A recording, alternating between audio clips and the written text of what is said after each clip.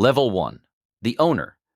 You're sitting in a chair worth $47,000 looking at a settlement notice that says your ex-wife gets half of everything you built and your hands won't stop shaking.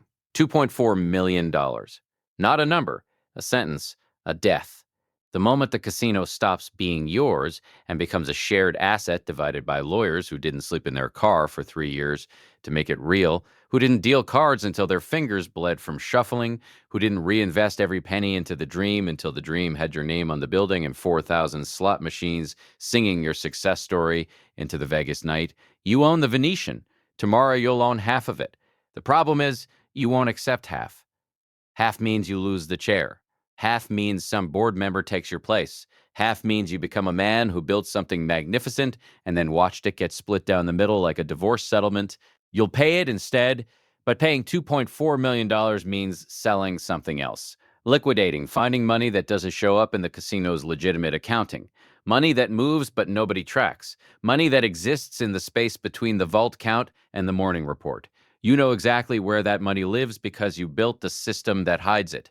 You're 37 floors above the casino floor at 3:47 a.m. doing the math on napkins when you realize you're not calculating a payment. You're planning a robbery. Alec is at table 7 when you walk the floor Thursday night. Same corner booth, same untouched coffee.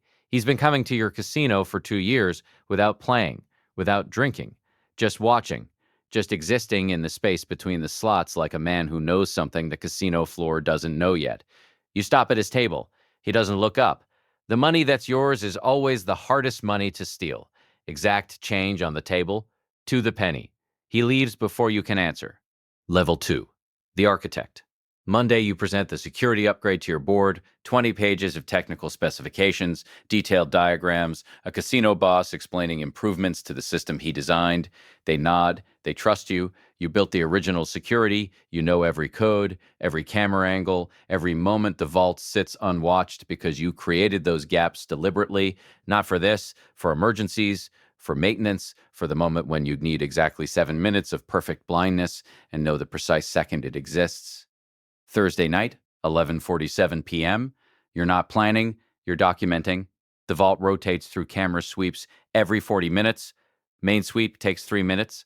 Secondary cycle takes 2 minutes, 40 seconds. The overlap, when both systems transition simultaneously, lasts 17 seconds. You need 4 minutes. You have 7. You time it on your watch. 7 minutes. You time it again. 7 minutes. You time it 12 more times standing in the security office while your staff works around you, unaware that you're mapping their blind spots, their failures, the spaces they'll never see because you designed them strategically for reasons that used to be legitimate. Tonight, those reasons become something else. Your daughter calls from college at midnight. She's studying business. She talks about economics and her boyfriend and her dream to work in hospitality someday. She doesn't know about the settlement. She doesn't know her father is calculating when to rob his own casino. She only knows you as the successful man who made it. You tell her you love her before you hang up. You hear the lie in your own voice and don't correct it. Level 3, the moment. Thursday night, 11:46 p.m. You walk toward the vault like you own it, which you do.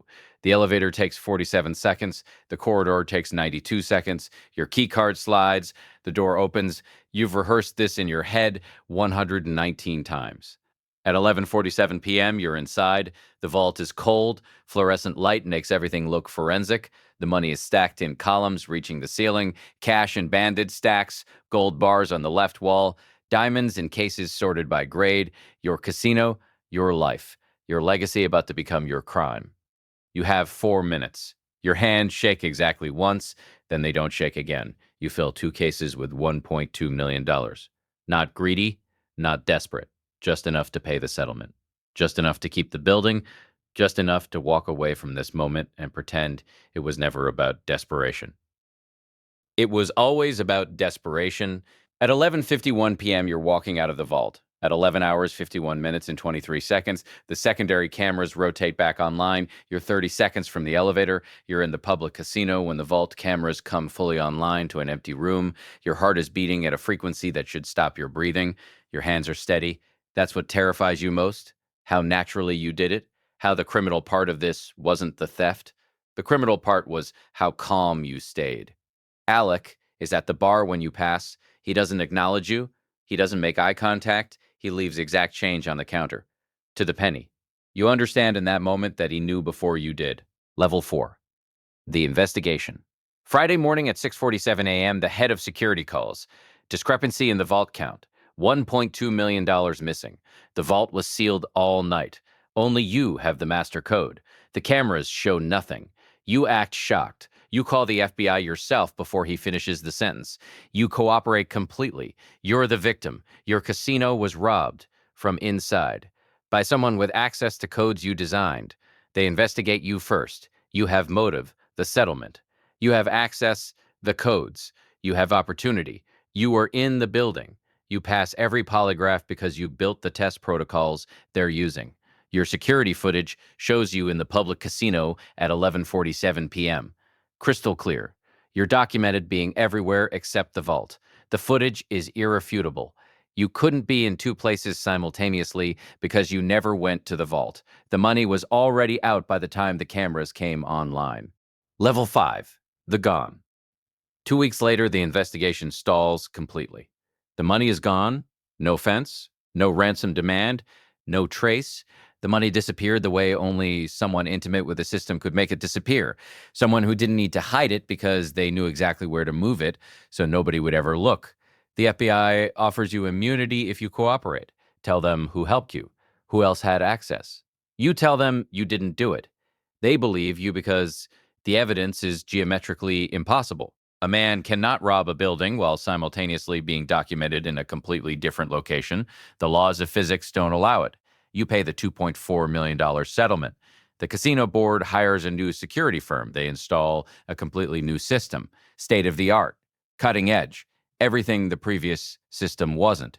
You spend one night studying the new infrastructure, just one night, just walking the casino, just observing how the new cameras sweep, how the new vault rotates, where the new blind spots exist because all systems create blind spots. It's a law of security architecture. By the morning, you understand exactly how to beat it. Alec never comes back to your casino. You never need him to. You have the settlement money. You have the casino. You have the blueprint. And you have something more dangerous than all of it. You have proof that you can do it again.